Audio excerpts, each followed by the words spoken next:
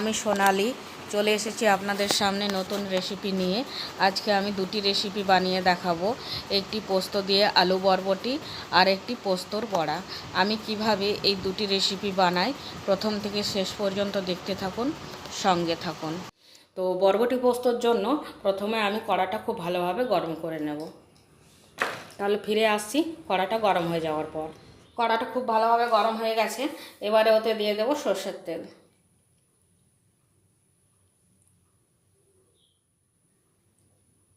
সর্ষের তেল দিয়েও আমি তেলটা খুব ভালোভাবে গরম করে নেব। তেলটা খুব ভালোভাবে গরম হয়ে গেছে, ওতে দিয়ে দেবো সামান্য হলুদ গুঁড়ো। এবারে ওতে দিয়ে দেব আলু। আমি আলুগুলি এইভাবে কেটে খুব ভালোভাবে 3-4 বার ধুয়ে নিয়েছি। এবারে ওতে দিয়ে দেব।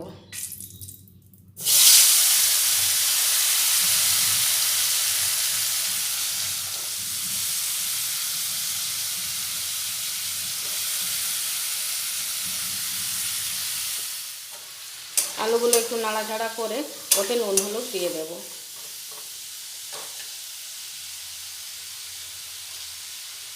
স্বাদ মতো নুন,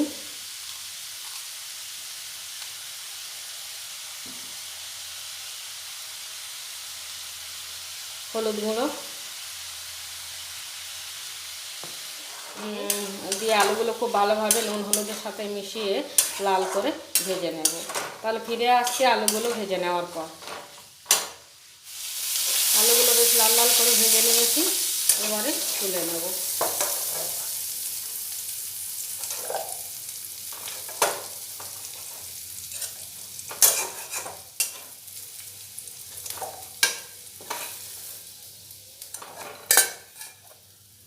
এবারে ওই আলু ভেজে নেওয়া তেলে আরও সামান্য একটু তেল দিয়ে দেব, দিয়ে তেলটা খুব ভালোভাবে গরম করে নেব।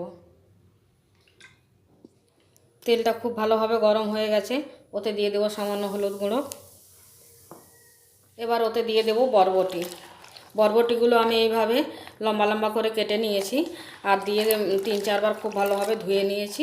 এবার ওই গরম তেলে দিয়ে দেব।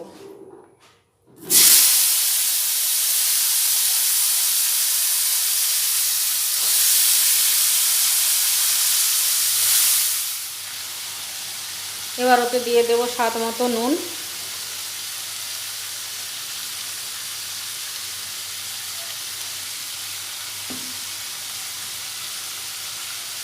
হলুদ গুঁড়ো,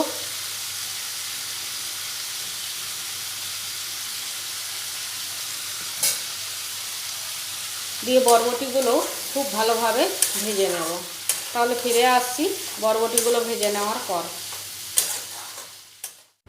বরবটিগুলি খুব ভালোভাবে ভাজা হয়ে গেছে, এবারে ওতে দিয়ে দিয়েছি পেঁয়াজ কুচি, চেরা কাঁচা লঙ্কা আর ভেজে রাখা আলুগুলি।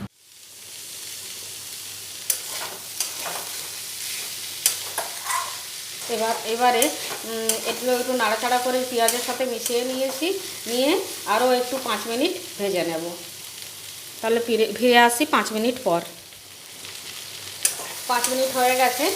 তো আলু বরবটিটা পেঁয়াজের সাথে খুব ভালোভাবে ভেজে নিয়েছি। এবারে ওতে পোস্ত দিয়ে দেব।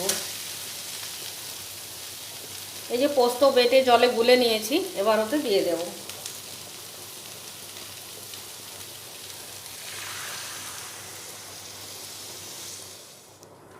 দিয়ে পোস্তটাও নাড়াচাড়া করে খুব ভালোভাবে মিশিয়ে নেব।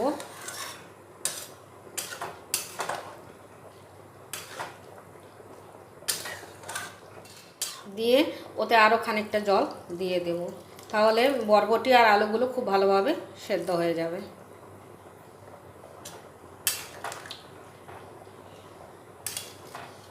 তাহলে ফিরে আসছি আলু বরবটিটা সেদ্ধ হয়ে যাওয়ার পর। আলু বরবটি পোস্তটা হয়ে গেছে। এই যে আলুটাও খুব ভালোভাবে সেদ্ধ হয়ে গেছে আর বরবটিটাও খুব ভালোভাবে সেদ্ধ হয়ে গেছে। এবারে পোস্তটা নামিয়ে নিই। এবারে পোস্তর বড়াটা বানিয়ে নেব। এর জন্য আমি এখানে নিয়েছি কয়েকটি ছাড়িয়ে নেওয়া রসুন, সামান্য করে কাটা পেঁয়াজ আর পোস্তদানা। এই তিনটি একসাথে আমি বেটে নেব। একটু শক্ত শক্ত করে বাটতে হবে, তাহলে বেটে নেওয়ার পর আপনাদের দেখাচ্ছি। পোস্তটা আমার বাটা হয়ে গেছে, এবারে ওতে দিয়ে দেবো স্বাদ মতো নুন। এবার দিয়ে দেবো ঝাল লঙ্কা। ঝাল লঙ্কাটাও আপনারা আপনাদের স্বাদ মতো দিবেন, কেননা কেউ কম ঝাল খান, কেউ বেশি ঝাল খান। দিয়ে পোস্তটা খুব ভালোভাবে মাখিয়ে নেব। তাহলে ফিরে আসছি মাখিয়ে নেওয়ার পর। ভালো করে মাখানো হয়ে গেছে, এবারে 3টে ভাগে ভাগ করে নেব, কেননা 3টে বড়া বানাবো।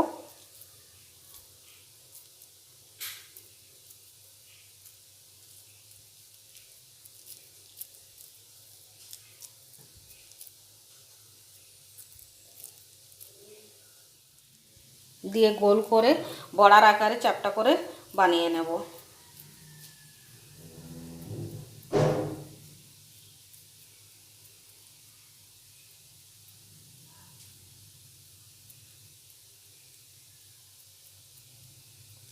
ফিরে আসি বড়াগুলো বানিয়ে নেওয়ার পর।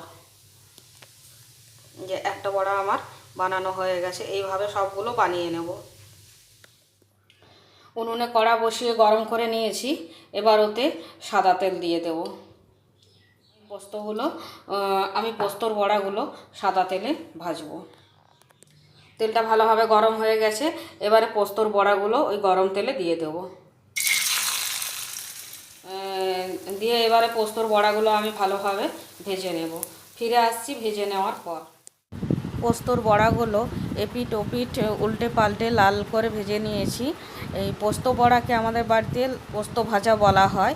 তো বন্ধুরা, রেসিপি দুটি যদি ভালো লাগে তাহলে একবার অবশ্যই বাড়িতে বানাবেন, খেতে দারুণ লাগবে।